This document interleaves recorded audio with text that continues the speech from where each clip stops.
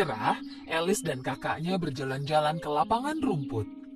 Kakaknya Alice sedang membaca buku. Karena itu Alice merasa sangat bosan. Ketika memikirkan hal yang bisa dia lakukan untuk bersenang-senang, seekor kelinci putih melintas. Kelinci itu bicara sendiri. Alice kaget karena tak pernah melihat kelinci berbicara sebelumnya. Kelinci itu mengeluarkan jam saku. Lalu, Oh tidak, aku akan terlambat.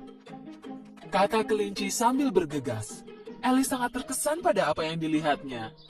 Jadi karena penasaran, dia pergi mengejar kelinci itu. Kelinci itu masuk ke lubang yang ada di batang pohon, dan Alice mengikutinya melalui lubang yang sama. Tiba-tiba, Alice mendapati dirinya terjatuh ke dalam sebuah sumur. Sumur itu sangat dalam dan Alice terus turun dengan perlahan. Saat turun, Alice melihat foto-foto, lemari pakaian, dan rak berukuran kecil. Alice merasa seperti sedang berkeliling dunia. Akhirnya, dia mendarat di permukaan yang lembut. Alice menemukan lorong panjang di hadapannya. Dia bangun dan mulai berjalan. Alice melihat banyak pintu terkunci di sepanjang lorong itu, dan kelinci tadi menghilang.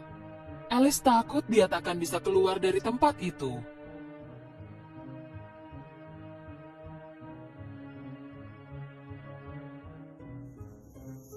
Tepat saat itu, Alice melihat kunci emas kecil di atas meja kecil berkaki 3 yang ada di sampingnya. Alice mengambil kunci itu dan mencoba membuka semua pintu yang terkunci, tapi kunci itu terlalu kecil untuk semua pintu yang ada. Sambil melihat berkeliling dengan sedih, Alice menyadari ada pintu kecil lain di belakang tirai. Saat Alice memasukkan kunci ke dalam lubang kunci, pintu itu langsung terbuka. Alice sangat senang saat pintu itu terbuka. Di balik pintu itu ada taman yang sangat indah. Tapi karena tak bisa melewati pintu itu, Alice tidak bisa pergi ke taman. Ketika Alice kembali ke meja, dia melihat sebuah botol dengan label bertuliskan, "Minum aku." Alice mengambil botol itu dan meminum isinya. Ketika Alice meminum ramuan itu, tubuhnya mulai mengecil. Karena sekarang badannya sudah cukup kecil, Alice pikir dia bisa masuk melewati pintu kecil tadi.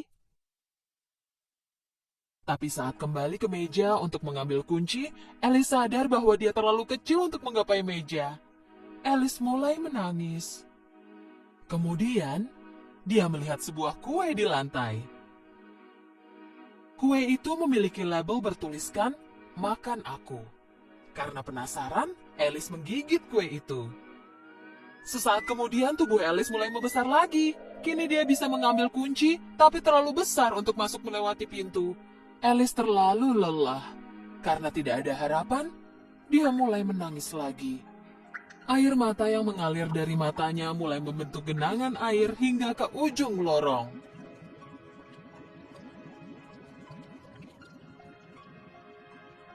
Tiba-tiba, kelinci putih melewatinya dengan terburu-buru.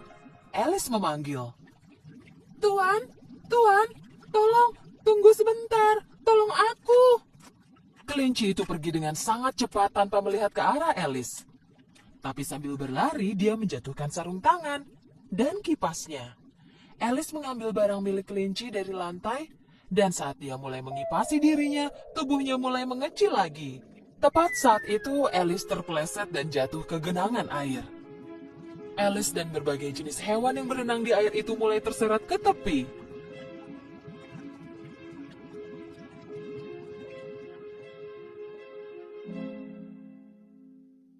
Ketika mereka mencapai tepian, mereka semua basah, dan Alice melihat kelinci itu lagi. Kali ini kelinci itu mengira Alice adalah pelayannya, dan meminta Alice untuk mengambilkan sarung tangan dan kipasnya dari rumahnya. Alice pergi ke rumah kelinci di dalam hutan. Ketika masuk, Alice segera menemukan sarung tangan dan kipas milik kelinci. Tapi di sana dia juga melihat botol lain di atas meja. Alice meraih botol itu dan berpikir, jika aku meminumnya, mungkin aku bisa kembali ke ukuran tubuh normalku. Alice pun mengambil botol itu dan meminum seluruh isinya. Tubuhnya malah menjadi sangat besar hingga tak bisa bergerak dalam rumah itu. Apa yang harus kulakukan sekarang? Bagaimana aku bisa keluar dari sini? Sementara itu, kelinci menunggu Alice dengan tidak sabar. Karena takut kepada Alice, hewan-hewan mulai melempari batu ke rumah itu sehingga memecahkan jendelanya. Batu-batu yang mendarat di samping Alice mulai berubah menjadi kue kecil. Saat Alice memakan kue itu, tubuhnya mulai mengecil lagi dan membuatnya berhasil keluar dari rumah kelinci. Tapi sayangnya kali ini tubuhnya jadi terlalu kecil. Alice yang malang menjadi sangat kecil hingga dia tersesat di antara semak pendek di hutan. Alice mulai memikirkan apa yang bisa dia lakukan agar bisa kembali ke ukuran tubuh normal. Kemudian, Alice melihat seekor anak anjing tak jauh dari sana. Ketika Alice memanggil anak anjing itu untuk membelainya, dia menyadari betapa kecil tubuhnya di samping anjing tersebut. Tubuh Alice hampir terinjak oleh kaki anak anjing itu. Ketika berlari, Alice tersandung jamur. Ada ulat biru di atas jamur itu. Alice bertanya apa yang bisa dia lakukan untuk kembali ke ukuran normal. Ulat itu menjawab dengan cara yang bijak. Salah satu sisi jamur tempatku berada ini akan membuatmu besar, dan sisi lainnya akan membuatmu kecil. Alice mengambil sepotong kecil dari jamur itu dan memakannya.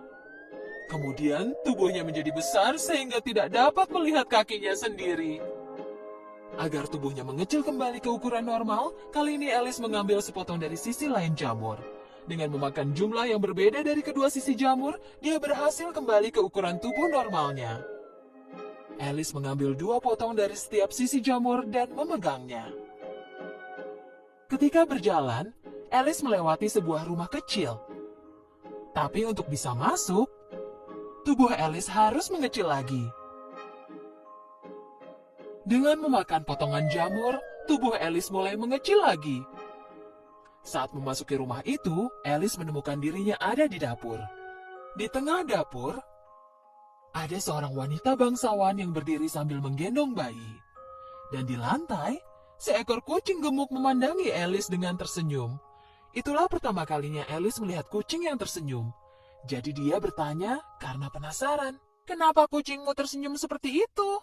Karena ini adalah kucing Cheshire, kata wanita bangsawan itu. Kemudian kucing itu menjadi tidak terlihat, dan bayi di gendongan wanita itu mulai menangis. Wanita bangsawan menyerahkan bayi itu kepada Alice. Kau harus menimang bayi ini dan menghentikan tangisnya. Aku akan bermain kriket bersama ratu. Alice mengambil bayi itu dan mulai mengayun-ayunkannya. Tiba-tiba, kucing Cheshire itu muncul lagi dan sambil tersenyum dia berbicara kepada Alice. Kau perlu menemukan pembuat topi dan kelinci Maret. Tapi hati-hati, mereka berdua itu gila.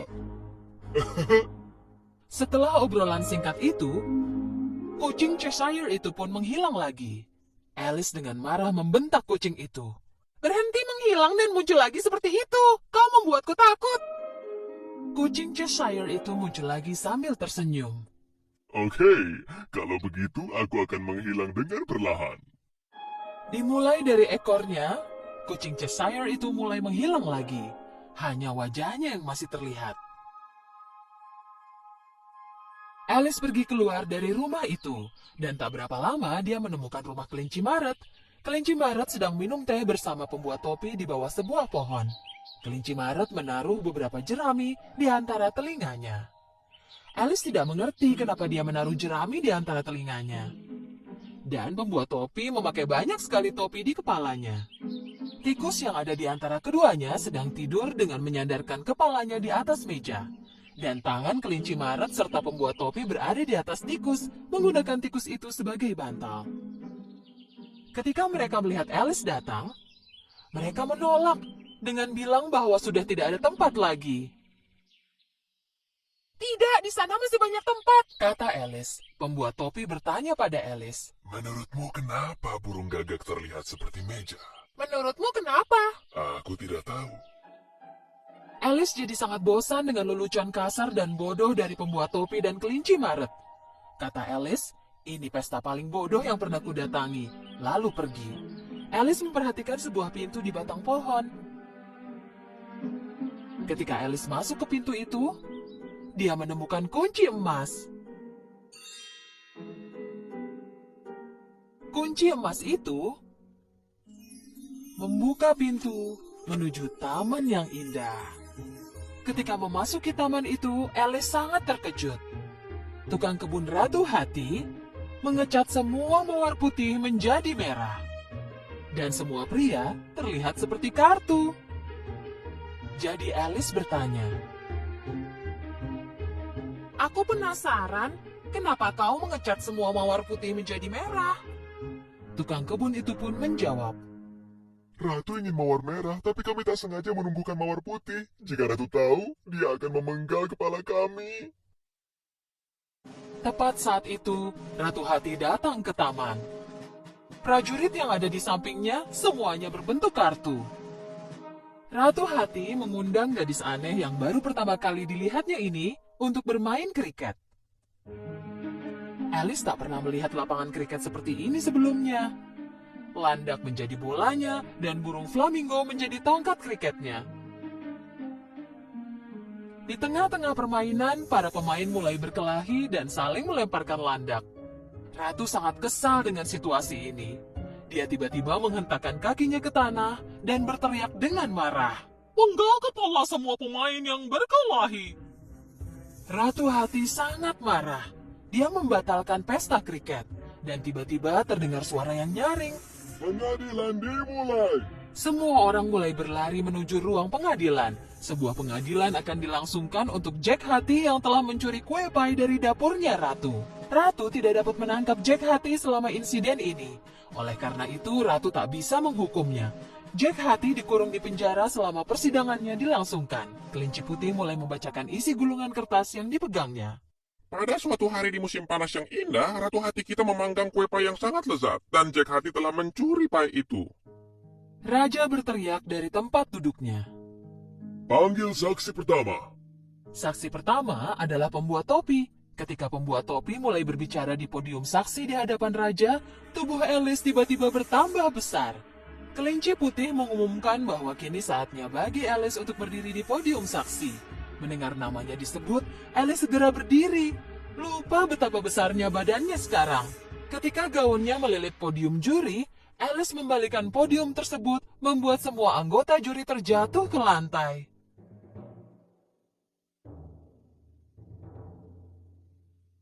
Ratu meminta Alice untuk memberitahu semua yang dia ketahui.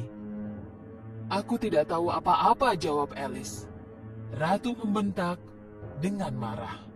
"Kau tidak tahu? Penggal kepalanya juga." Dan Alice menjawab dengan berani. "Aku tak peduli, kau bukan ratuku, jadi tak bisa melakukan apapun padaku." Begitu Alice selesai mengucapkan kata-kata itu, Raja, Ratu, dan semua kartu mulai terbang ke arah Alice. Sambil berteriak, Alice mencoba menangkap mereka. Semua keributan itu menciptakan pusaran kartu yang besar di sekeliling Alice, yang mengisap Alice dan menerbangkannya ke atas. Dan akhirnya dengan daun-daun yang berterbangan di sekelilingnya, Alice mendapati dirinya berada di lapangan rumput lagi. Kakak Alice memanggil, "Alice, ayo, bangunlah." Ketika terbangun, Alice menyadari bahwa semua itu hanyalah mimpi. "Oh, wow, ternyata itu hanya mimpi, dan mimpinya sungguh luar biasa. Hei kak, sini ku ceritakan tentang mimpiku. Kau tahu, seekor kelinci putih." Pada zaman dahulu, hiduplah sepasang suami istri. Mereka sangat menginginkan anak, tetapi sepertinya mereka tidak mungkin mendapatkannya. Pada suatu hari, istrinya mendatangi penyihir tua dan menyampaikan bahwa ia ingin punya anak. "Jangan sedih, nak. Di mana ada kemauan, di situ ada jalan. Ambillah benih ini dan tanam di dalam pot. Lalu tunggu dan lihatlah, kau akan terkejut." Sang istri sangat senang dan berterima kasih kepada penyihir. Sebagai balasannya, ia memberikan uang kepada penyihir. Kemudian, sang istri langsung pulang dan menanam benih itu di dalam pot. Dengan sabar, sang istri mulai menunggu di samping pot itu. Tak lama, sebuah bunga mirip tulip mulai mekar. Saat itu, si istri berkata dalam hatinya, "Sungguh bunga yang indah." Dengan daun bunga yang masih kuncup, ia memegang dan mencium bunga itu. Tak lama kemudian, daun bunganya mulai terbuka. Di dalam bunga itu duduklah seorang anak. Dengan keheranan, ia mengambil anak perempuan bertubuh mungil itu. "Badanmu kecil sekali. Kau akan kuberi nama Tambelina." Ia membuatkan tempat tidur dari cangkang kenari untuk Tambelina, kasurnya dari daun violet, dan selimutnya dari kelopak mawar. Tambelina cepat beradaptasi dengan kehidupan barunya. Pada malam hari, ia tidur di tempat tidur yang dibuat khusus untuknya. Dan pada siang hari, ia bermain di atas meja dan bernyanyi. Pada satu malam saat Tambelina tidur, seekor katak yang jelek muncul dari jendela. Dia melihat gadis kecil yang tidur di dalam cangkang kenari. Rabbit, oh ya ampun, kau mungil dan cantik sekali. Kau akan jadi teman yang pantas untuk putraku. Secepat kilat, sang katak mengambil cangkang kenari itu dan melompat keluar jendela. Di dekat rumah itu ada sebuah rawa. Rumah tempat katak jelek dan putranya tinggal ada di rawa itu. Putra katak jelek itu sama jeleknya dengan ayahnya. Ketika dia melihat gadis mungil yang dibawa ayahnya, dia berteriak parau dengan keras. Rabbit, Rabbit. Berhenti bersuara, kau akan membangunkan gadis itu. Jika ia bangun, ia akan lari ketakutan. Rabbit. Ayah dan anak katak memutuskan untuk membuatkan tempat tinggal bagi gadis kecil itu. Ayah katak punya ide bagus. Ayo tempatkan gadis kecil ini di salah satu bunga lili dekat sungai. Kalau dikelilingi air, ia takkan mungkin melarikan diri. Ayah katak membawa Tambelina beserta tempat tidurnya dan menempatkannya di atas salah satu bunga lili. Pada pagi harinya, dengan sinar matahari yang berkilau, Tambelina bangun. Saat melihat bahwa ia tak ada di rumah dan dikelilingi oleh air, ia mulai menangis karena takut. "Di mana aku ini?"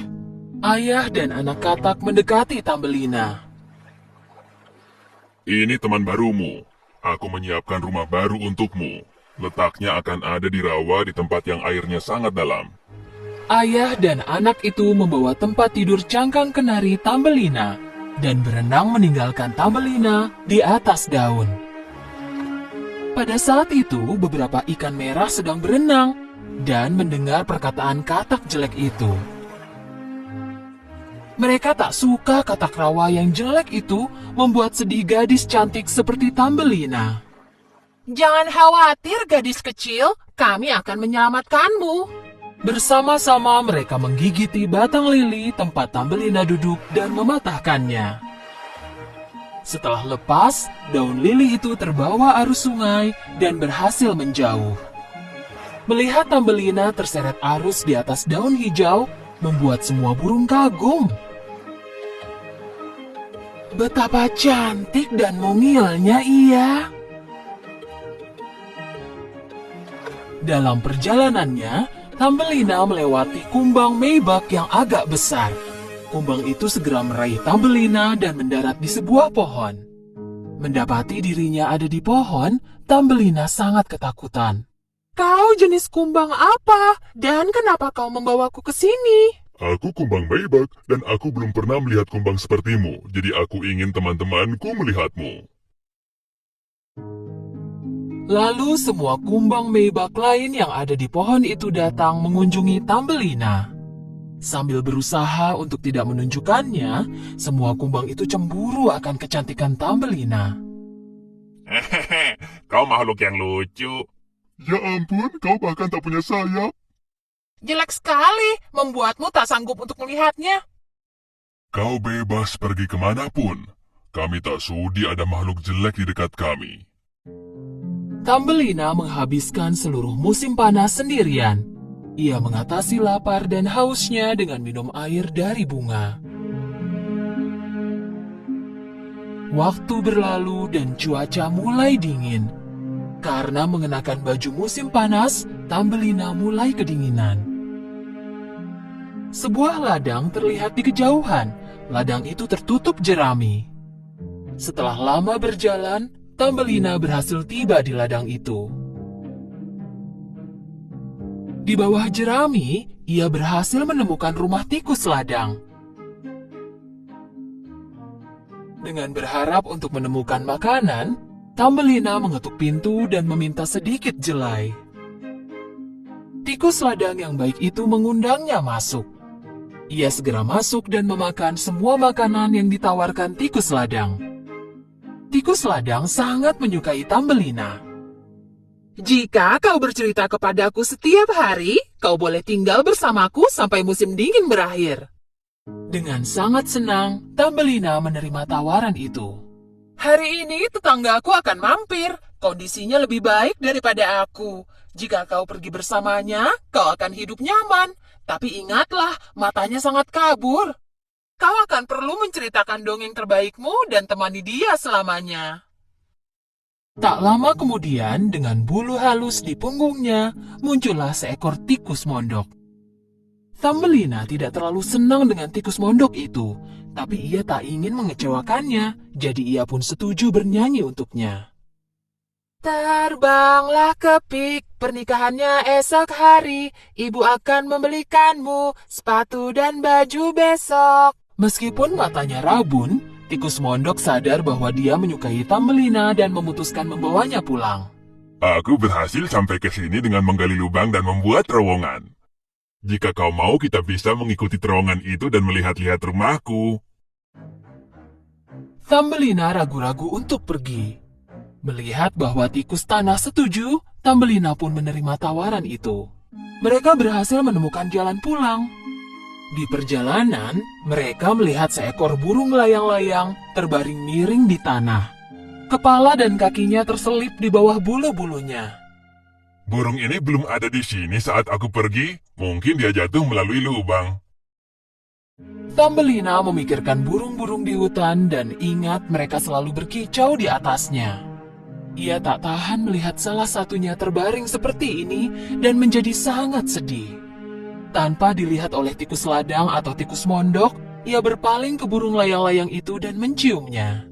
Ini bisa jadi salah satu burung yang berkicau di musim panas, jika benar aku berhutang kepadanya. Ayo Thumbelina, kami menunggumu. Thumbelina tak bisa tidur malam itu. Ia merajut selimut dari jerami, pergi ke koridor dan menyelimuti burung layang-layang itu. Ia membasahi daun mint yang juga selimut dan menaruh di kepala burung itu. Cepatlah sembuh, burung kecil. Besoknya, Thumbelina pergi melihat burung layang-layang itu dan melihat matanya terbuka. Aku tak tahu cara membalas kebaikanmu. Kau merawatku dengan baik. Sekarang aku akan segera pulih. Setelah aku pulih total, aku akan bisa pergi menjumpai teman-temanku di negara yang lebih hangat. Di luar sangat dingin. Kau harusnya istirahat di tempat tidur yang hangat dan bisa cepat pulih.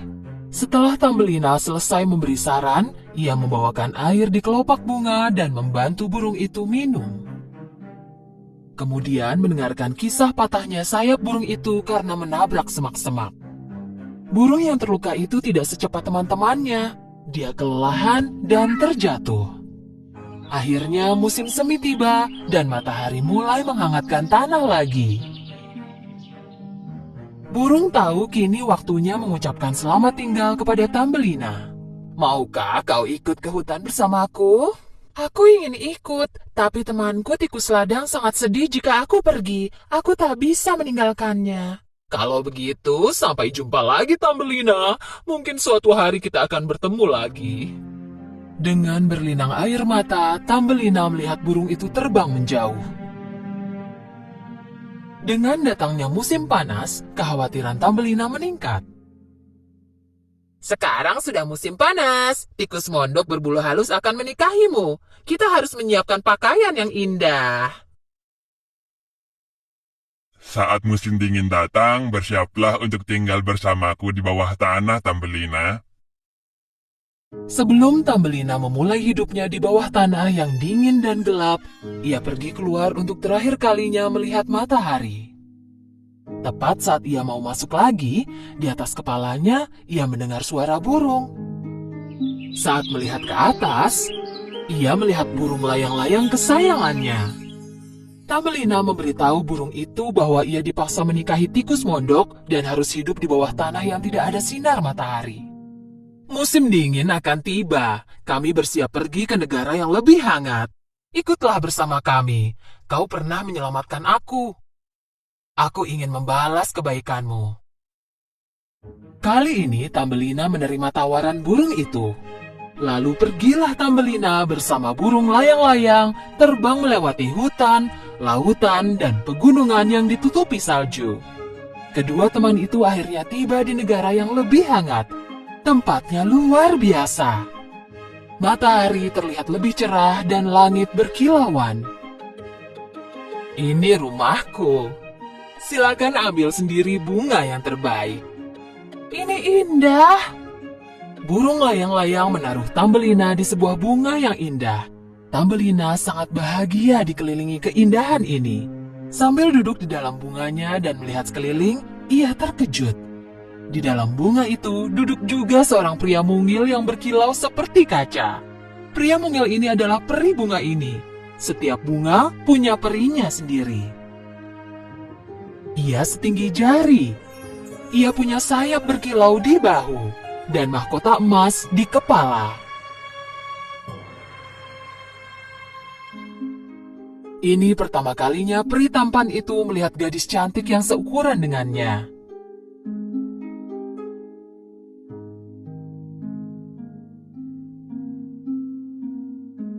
Siapa namamu, gadis cantik? Namaku Tambelina. Peri itu melepaskan mahkotanya dan memasangkannya ke kepala Tambelina. Jika kau menikahiku, kau akan jadi ratu di antara semua bunga ini. Kau akan hidup sangat bahagia. Setelah menjalani hidup yang penuh kesusahan, bisa ada di lingkungan yang indah ini membuat Tambelina sangat bahagia mendengar lamaran dari peri yang sangat tampan. Peri memegang tangan Tambelina, dan tepat saat itu dua sayap muncul di bahu Tambelina. Tambelina kini menjadi ratu peri. Mereka pun hidup bahagia selamanya.